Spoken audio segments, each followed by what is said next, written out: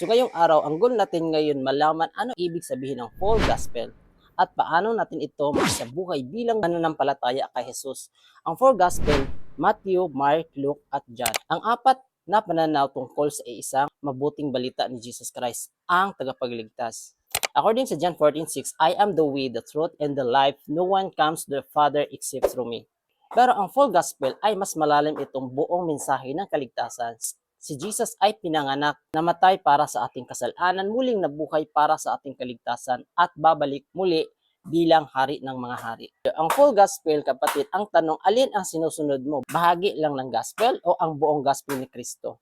Hindi sapat ang alam lang natin na namatay si Jesus Christ, dapat alam din natin bakit siya namatay, bakit siya nabuhay, at bakit siya babalik. Kaya ngayong araw, tanggapin mo ang buong katotohanan ng full gospel. Dahil ang totoong ebanghelyo ay hindi ilang kwento, ito ay kapangyarihan ng Diyos para sa kaligtasan ng lahat at sumasampalataya. In Romans chapter 1 and verse 16, For I am not ashamed of the gospel because it is the power of God that brings salvation to everyone who believes, first to the Jew, then to the Gentile.